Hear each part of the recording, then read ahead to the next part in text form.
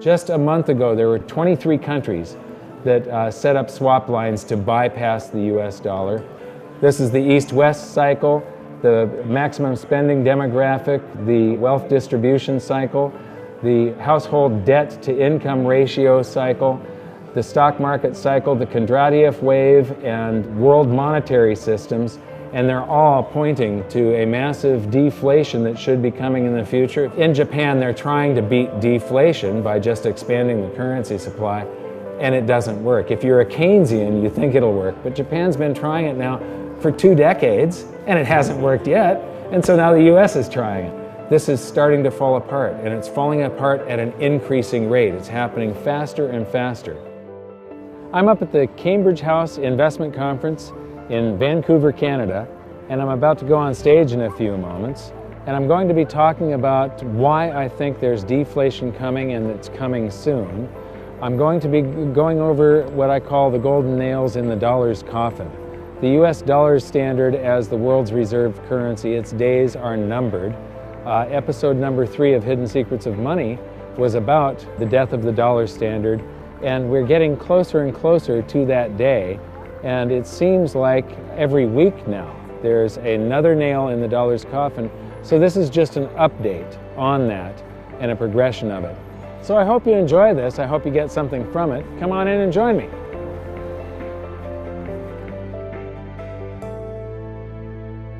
So now we're going to get to the main presentation here. This one is titled Death of the Dollar Update. I've been doing presentations, and this has been modified slowly throughout the years, but I started giving this presentation back in 2010. And it's about how the world monetary systems have evolved. And I'll show you that every 30 to 40 years, the world has a brand new monetary system, and people really didn't know that we go through we go along and pressures build up in a monetary system. It starts to develop stress cracks and implode, and there's an emergency meeting of a bunch of finance ministers, and they try and come up with a new world monetary system. This chart here is from JP Morgan. Anybody that reads Zero Hedge may have seen it. It's been in quite a number of newsletters. And what it shows is that reserve currency status, right now the US dollar is the world's reserve currency.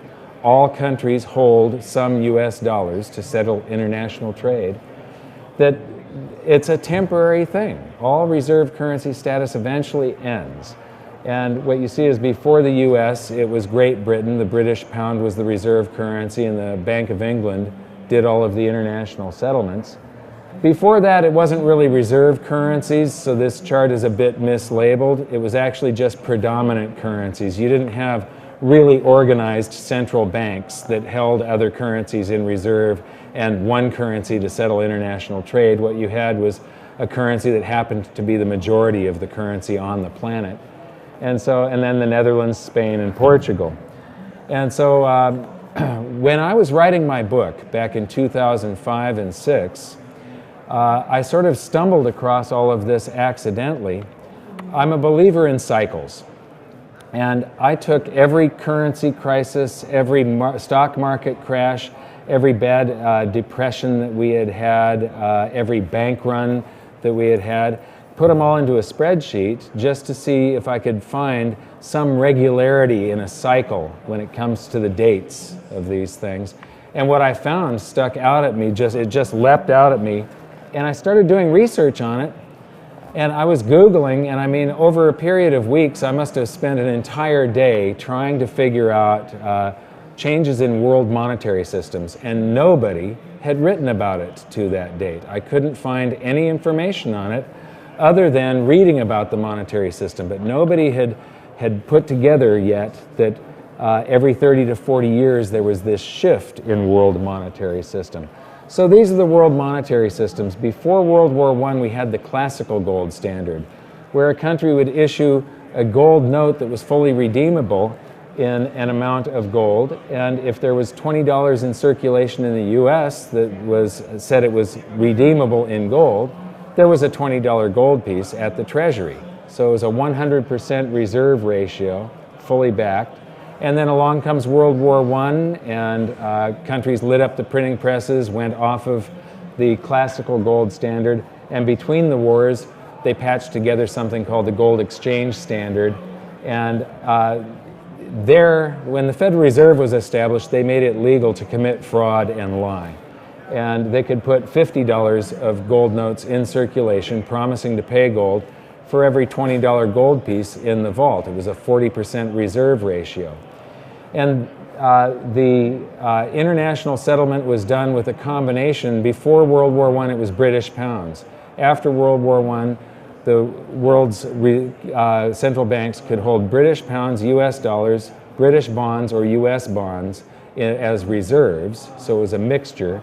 And it was a very poorly designed system, and it started to implode during the latter half of the Great Depression and then fully imploded during World War II. So in 1944, a bunch of the finance ministers from around the world got together, and economists at Bretton Woods, New Hampshire, and came up with something called the Bretton Woods system. During both wars, the US had loaned currency to all of the combatant nations to help them rebuild, and loaned currency to the Allies during the war to help fund the war. And so the world was sort of flooded with US dollars. So it was decided that at Bretton Woods, New Hampshire, that all the world's currencies would be backed by US dollars, and the US dollar would be convertible into gold to foreign central banks only at $35 per ounce. So this is a completely different system than the previous one, which was completely different than the one before that. And so any foreign central bank could go to the New York Fed and turn in $35 and get an ounce of gold back. And then the problem with that is that those countries actually did that. They came and cashed in their dollars. And when they cashed in their dollars, it meant gold was leaving the vaults of the US. And from 59 to 71, the US lost 50% of its gold. And the redemptions were increasing, not decreasing. And we were going to run out of gold, but we had printed tons of dollars. We only had about $1 worth of gold for every $8 worth of claim checks on gold, the base money that foreign central banks were holding that was outstanding. And so Nixon was forced to end the Bretton Woods system where the dollar was pegged to gold on August 15th of 71. But when he did that, he unwittingly unpegged all currencies. All currencies were pegged to gold and backed by gold, but through the US dollar. So when he severed that tie, it wasn't just the dollar becoming a fiat currency on August 15th of 71, it was the entire planet's currency supply. Every country on the planet was suddenly unpegged from gold. And the reason that we went on the US dollar standard globally is a complete accident. It wasn't, they did have something called the Washington Accord. There were meetings to try and create a new monetary system, but the new monetary system had already happened. It was a default. All the world had been flooded with dollars because of the wars and then the Bretton Woods system. And when they stopped the redemption rights, we just went on floating exchange rates, and we ended up with the US dollar standard. And it is the most poorly designed of all these currency systems. However, there is the reason that it's lasted for 43 years is because there's nothing waiting in the wings to take its place. The world being flooded with dollars meant that the dollar standard was sort of waiting in the wings when Bretton Woods imploded. But the result is that classical gold standard 30 to 40 years, the gold exchange standard 30 years, Bretton Woods 28 years, the US dollar standard 43 years plus, and there's something coming. And now we're going to get into what I call the nails of the coffin for the US dollar standard. But first, what is the US dollar standard? Well, if Canada wants to buy Chinese cars, you don't pay for them with Canadian dollars to China because nobody in China can use the Canadian dollars. They can't pay another business or get on the bus and pay in Canadian dollars. They've got to do it in yuan. So what happens is a car dealer here that's buying Japanese cars will convert the Canadian dollars into American dollars and pay the American dollars, and over in China they are converted into yuan because it's such a large and liquid pool of currency that all the other currencies can be instantly traded back and forth into and out of US dollars. So, everybody has their local currency that they use in each region, but when it comes to international trade, it's all done in US dollars. Every currency is converted into the US dollar. You pay another country, they convert that into their currency. Well, what has happened in the over the past decade, this is starting to fall apart, and it's falling apart at an increasing rate. It's happening faster and faster. These are the countries that are trying to avoid the US dollar in trade. They are actively putting policies in place and trying to bypass the US dollar. These are the countries where the use of a dollar alternative, such as selling oil in euros or gold, triggered war. The countries with the boxing gloves, gold has been introduced as a competing currency. Utah made gold a legal tender money in the state of Utah. And then the countries with the up arrows are the countries that are actively accumulating gold. Central banks are big buyers of gold these days. The airplanes are repatriation of gold. Venezuela got their gold back from the Bank of England. Germany is getting their gold back from the New York Fed, but the New York Fed doesn't have it. It's going to take 7 years to get it back. And then the question marks are probably future gold repatriations. It's citizens demanding of their government that their government repatriate their gold from the New York Fed or the Bank of England, the old entities that used to do the international settlement under those previous monetary systems. So this is the timeline of the nails in the coffin for the US dollar standard, and I believe that because there's no other system waiting in the wings to just sort of take over, that this is going to be very chaotic and very painful for most people. In 1971, August 15th, Nixon removed the gold backing and all the world's currencies became fiat floating currencies. And then there was this nice calm before the storm and everything worked just fine. And that's the way it was in all the previous monetary systems. They worked fine for a while and then pressures build up, disequilibria happens, and stress cracks start to develop, and then it starts to implode.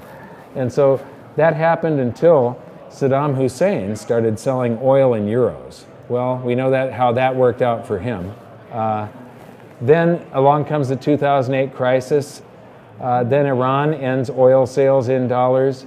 We have quantitative easing too, and add another $600 billion to the currency supply and the base money in the United States. Then Muammar Gaddafi announces that he planned to sell oil in other currencies like the euro and gold, and we know how that worked out for him.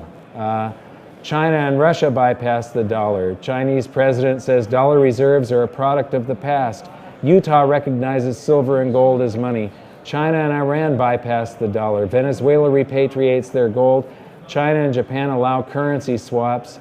India and Japan bypass the dollar. Russia and Iran trade directly. Iran sells India oil for rupees and commodities. China and Brazil trade directly. African countries ban the dollar. Now, for a while in Zambia, you could go to jail for using US dollars. There were a number of countries that were trying to get off of the...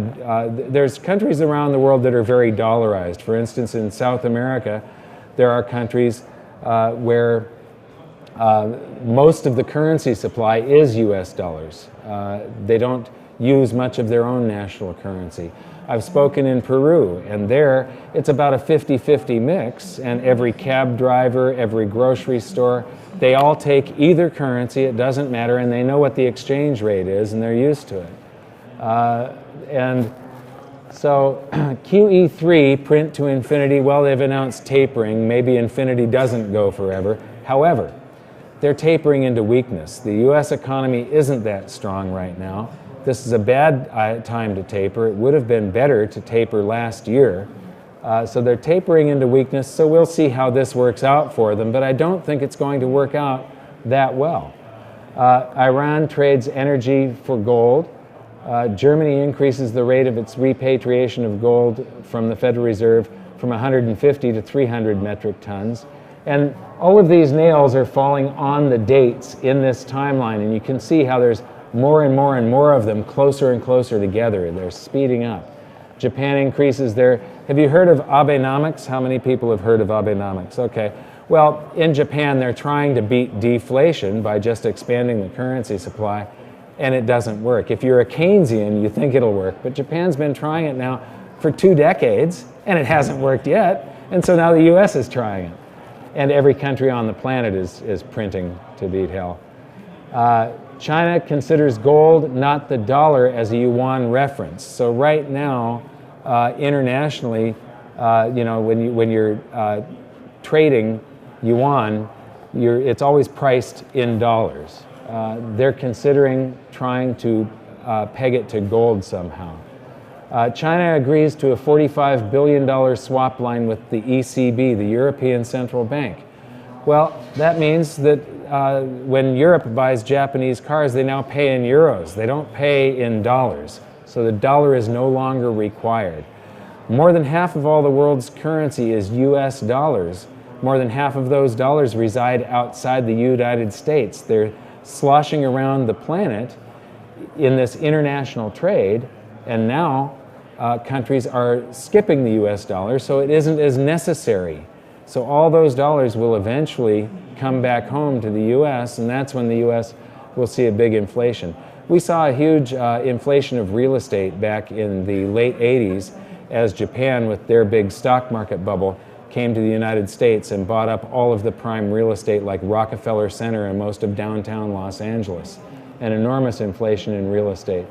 We're going to be seeing the same thing as all of these dollars that are used in international trade come home because they no longer need them around the rest of the world. Korea signed a deal with Indonesia for a currency swap agreement worth $10 billion. Australia does a currency swap deal with Korea and opens up a trading exchange for Chinese yuan. New Zealand does a currency deal with China. Just a month ago, there were 23 countries that set up swap lines to bypass the US dollar.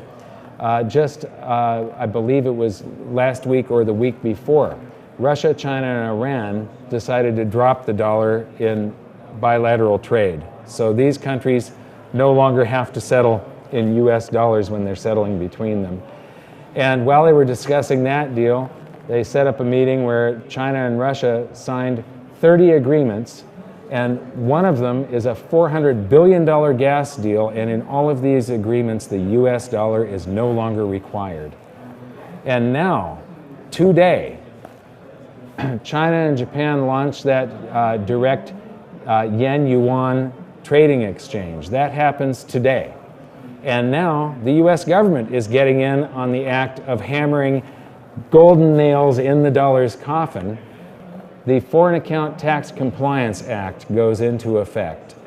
As a Canadian, you can move anywhere in the world, and if you open a business in Peru or in Japan or somewhere in Europe, you pay tax on your residency. You're not going to pay tax to Canada. You pay tax in the country you live in. You can go to Singapore, where tax rates are much lower. Open a business there, or if you're retired, draw out, and you're going to pay Singapore taxes. The US is one of 2 countries on the planet, the United States and Eritrea, this microscopic country in Africa that's very poor and has no technology to track its own citizens. And the US, they're the only 2 countries on the planet that tax us by our citizenship. So if I move to Singapore, I pay Singapore taxes, and then I file a return with the US government, and I get to deduct my Singapore taxes and pay the difference to the US. The US has this leash on its citizens that's like an invisible Berlin Wall. We call it the land of the free, but I don't think it's quite as free as it once was. This Foreign Account Tax Compliance Act means, and there's 30 countries around the planet that have agreed to this, it means that banks around the world have to inform the US government and the IRS about their account holdings of all American citizens. So this is a big burden, this compliance with the US government and reporting. that banks don't want to have. And the result is that very few banks on the planet now want to deal with U.S. citizens. So if a U.S. citizen can't go and open up a business in Singapore and a bank account to be able to operate that business with, that means that there's going to be less use for U.S. dollars in the future abroad. And so it's just one more nail in the coffin of the U.S. dollar standard.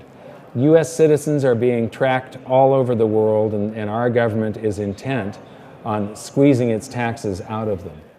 It's a few days later now, and I thought that this was so important that I should stop the video right here and elaborate on it a little bit. On July 1st, 2014, all foreign banks and financial institutions are supposed to start reporting all Americans with accounts of more than $50,000 to the IRS.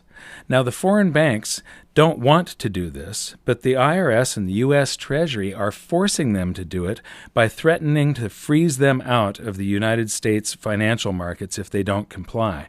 And so far, 77,000 banks have signed on. You might have heard that this has been postponed until 2016, but actually it's just that the IRS and the U.S. Treasury have given a 2-year grace period to foreign financial institutions that fail to comply with this new rule before they beat them into submission. So this is something that is happening. It goes into effect July 1st, 2014.